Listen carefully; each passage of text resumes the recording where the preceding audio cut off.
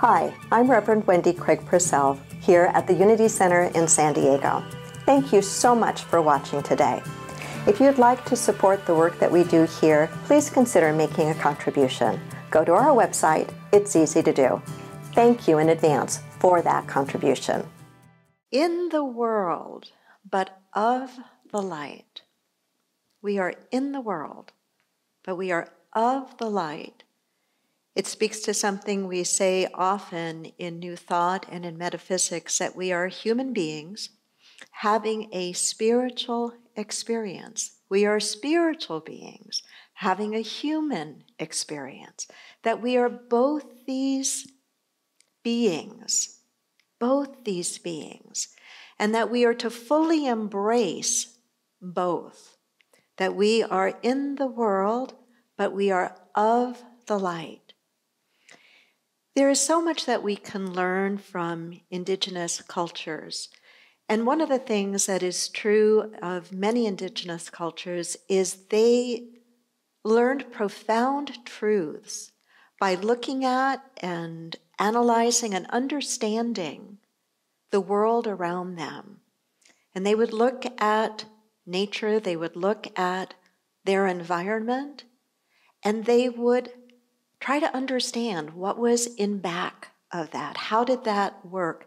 How was that like they are? And what could they learn from that observation and reflection that could be helpful to them? Some of my favorite teachings of Jesus are teachings where he is making reference to ordinary things that were ordinary in his time and in his day. And he would use these simple things to help his students, his followers, to understand concepts and ideas that might be a little too abstract, perhaps otherwise. I find that for myself, one of my preferred ways of teaching and learning is by story as well, and by analogy. And so as I talk to us this morning about this idea of being in the world, but of the light, that we are something more than just this physical human experience, I want to pull from some of the things that I have understood and find instructive in this beautiful flower called the lotus. If you are a student of Buddhism or have ever studied Buddhism, you know that oftentimes the statues of the Buddha is sitting on a lotus blossom. And the idea being that the lotus is and has been for a very long time considered to be a sacred symbol. And if you think about it for a moment, why do we look at things around us and use them as symbols? We do because as we peel back what they are and we begin to understand better what they are triggers and reminders to us of things that are important for us to remember, and therefore they become a symbol. Whether it is the symbol that in some churches today, they are celebrating Palm Sunday in a much more traditional way with palm fronds. I remember growing up in the Lutheran church and receiving my palm fronds on Palm Sunday. And it was a symbol, a reminder, a reenactment of Jesus' journey into Bethlehem and riding on the donkey and the dust being kicked up. And it was believed or thought that either palm fronds or garments were laid down to keep that dust down. And we certainly don't need palm fronds today, right? But we use these things, whether they are rooted in Christianity or in our observation of Mother Nature. We use these things to help us touch and remember truths and ideas that maybe otherwise are difficult to remember.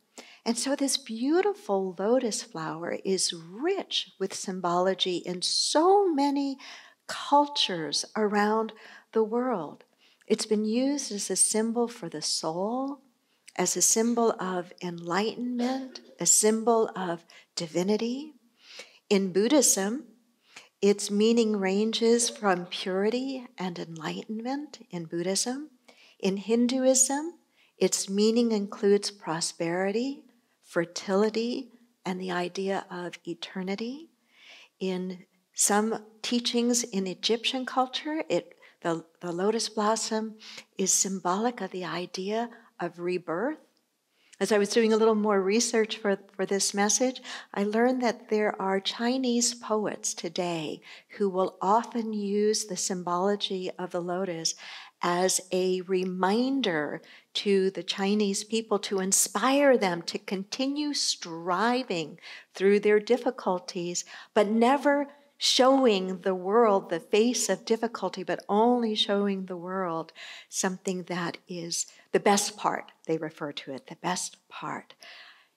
The mantra that some people like to use in meditation, I use this mantra, Om Mani Padme Om, speaks to the hail the divine lotus, the lotus blossom, the lotus flower, this idea of purity.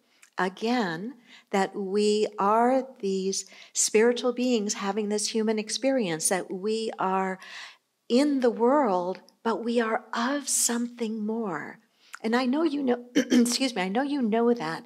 I know there are moments in your life where you are able to just drop the worldliness and be able to reflect on something so much deeper within yourself.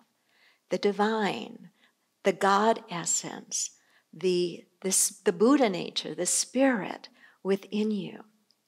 And so why is this lotus blossom a symbol for all of these beautiful eternal truths, the deeper part of our nature? Well, it has to do with how this flower grows. If you Google images of lotuses, you see some of the most magnificent, beautiful flowers.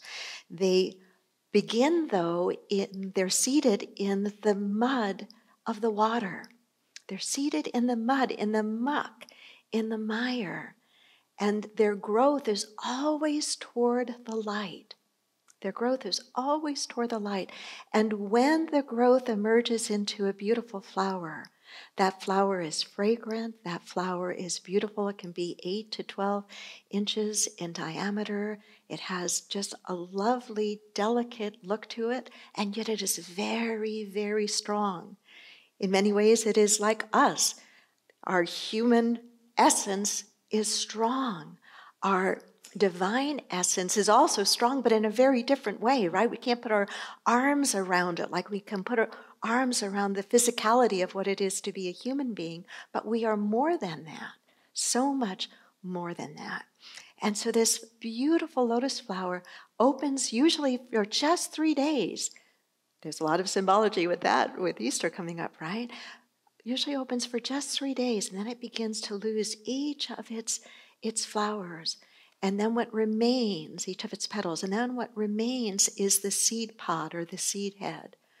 And it's very hard, and over time it begins to ripen and to change into a dark, dark color.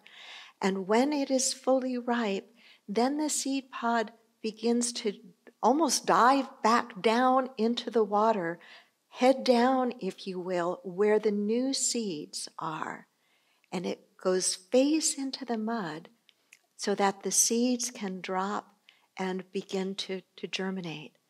And when I think of that idea of going straight down into the mud, that is rich with symbology for so many of us in our growth personally and in our growth spiritually.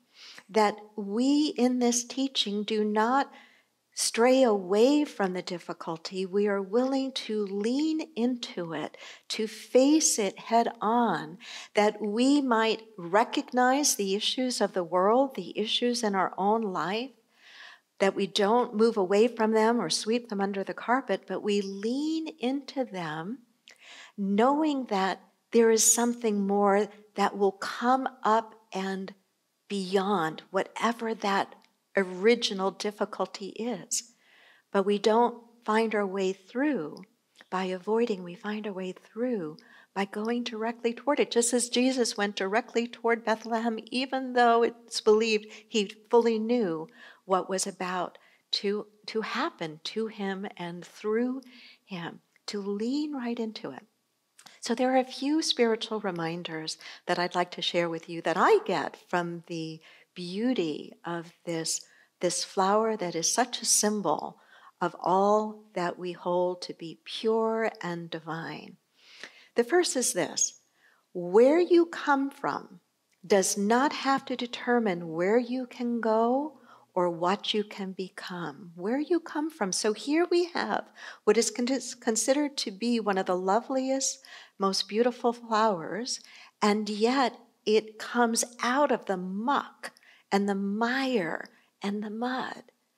Some of the most inspiring people, some of the most inspiring art, some of the most inspiring stories, some of the most inspiring music has come out of the muck and the mire of life, the difficulty of life. But the human spirit and the divine spirit that will embrace that which is difficult and know that it can rise above because there is something in it, something in you, something in me, that is greater than any difficulty or challenge in front of us. And so, yes, it does impact us where we start. Absolutely, it impacts us, and not every person starts at the same starting point. But what is absolutely true is no matter what starting point we start from, that doesn't have to limit us in terms of what we reach for and what we can become. And in fact, many times we become the more magnificent version of ourselves because of the muck and the mire that we've had to deal with and understand and overcome. When I used to do a fair amount of one-on-one pastoral counseling, I would often sit with people who eventually had an aha moment that went something like this: now I finally get that awful thing that happened, that was the best, worst thing that could have happened to me, because out of that best, worst thing that happened, I learned this, or I was set on this trajectory in my life, or I met that person, or whole new opportunities opened for me. The best, worst thing that could have happened. Or the phrase in the Old Testament of Joseph saying to his brothers who sold him into slavery, and a lot more to the story than just that. But he came full circle and he was able to look at them and say, all the things that you did, and they were pretty bad, you meant it for evil, but God, the divine plan, meant it for good. That is what it is to grow up and out of and beyond the mud, the muck, and the mire. Second, the seed of perfection, the divine nature, the Buddha nature, the Christ nature is already within you and within everyone else. The seed of perfection, the divinity, the Buddha nature, the Christ nature is already within you and within everyone else. In the seed of the lotus flower, in the actual seed, can be seen miniatures of the actual leaves of the lotus flower itself. It's all there. We could say the same of the acorn. Within the acorn is the complete pattern for the magnificent oak. Within you, within me, within your beloved, and within that sandpaper to the soul person in your life is that same seed of perfection. That same seed of perfection.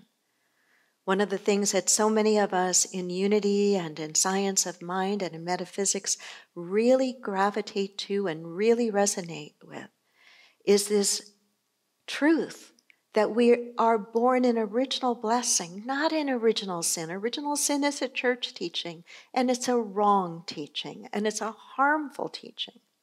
We are born in original blessing. It does not mean that we don't do some awful things. We're capable of a lot of darkness. But the fact that we may be capable of that does not negate the truth that the spark of the divine exists within every single soul. One of the celebration services that is common in Unity is a christening service in which when the baby is christened and given its name, blessed its name, the whole christening ceremony is about recognizing the inherent goodness in that precious little baby and knowing that the parents' role and the aunts and uncles and grandparents and all the adults in that precious baby's life, that their role is to help nurture that divine spark, that seed of perfection in that child, that there's nothing inherently wrong in that child. But ours is to help nurture and bring that forth.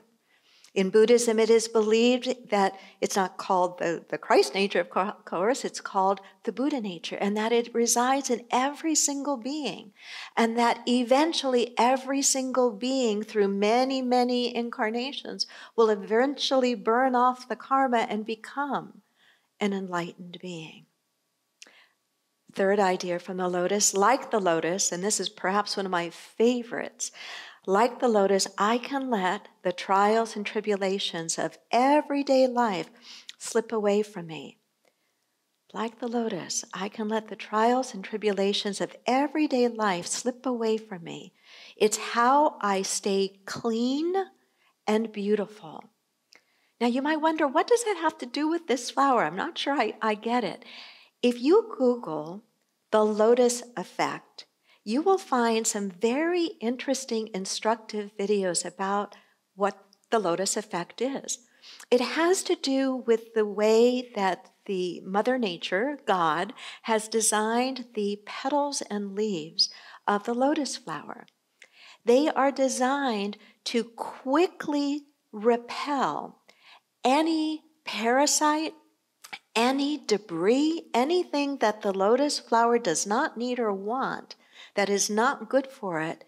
The very surface of those petals is able to repel. It is a self-cleaning mechanism within the flower itself. My mind goes to so many wonderful ways of looking at that for us as human beings, to be self-cleaning. And by that, I don't mean taking a shower and a bath every day. By that, I mean to be much more emotionally like Teflon and not like Velcro. In other words, to be able to not absorb the ick of life, to not absorb the trials and frustrations and challenges. Yes, they happen. Yes, we need to deal with them. But we are not meant to hold on to them. We are meant to repel them, to let them go, to be like the lotus flower, self-cleaning, to not hold on to it, to just go, okay, and whatever process we have to go through to let it go, to actually be about that work of letting it go. Could we let the trials and tribulations of everyday life slip away and emerge unscathed and whole? Suffering results when we lose sight of our true sense of self and absorb everyday frustrations instead of letting these things fall away. When Jesus sent his disciples out by two to go share his teaching, his message, his ideas, which were revolutionary at that time, when he sent them out 2 by 2, he said, if you go into a town and there they do not welcome you, there they do not understand what you are trying to teach them, he said, shake the dust off your feet and move on. He didn't say dig your heels in and try to convert them. He said, shake the dust off your feet and move on. Be like the lotus blossom. Just let that go and move on to someone or something that is more open, more receptive. When I can be in the world but not of it, when I can transcend the material world, I will blossom into the fullness of my divinity. When you can be in the world dealing with whatever you have to deal with at home or at school or at work, if you can be in the world but not of it, meaning you know that you are something more than all of that, when you can transcend that, you will blossom in a greater fullness of your own divinity. It is like the lotus seed that grows up out of the mud and the muck, but is always reaching for the light, is always reaching for the light. Jesus talked about being in the world, but not of the world, of something more, of something more. Where in your life, in your family, in your work, in your community, where is there darkness that you are being called and invited to see the light and to move toward that? That's your divine assignment, to know where there is the opportunity to move toward the light, whether it is to speak a hopeful word, to paint a vision of what is possible, and then do what you can in the world to make that happen. But each of us has a part to play. We don't have to play the whole symphony, but we have to play our part, and play our part as well as we possibly can. And the last idea that I want to share from learning from this beautiful, beautiful flower is that all parts of our life journey, are food for our souls. Everything in your life, the good, the bad, the ugly, the in-between, the mundane, the extraordinary, everything in your life journey, everything in my life journey is food, potential food for our souls, for our growth.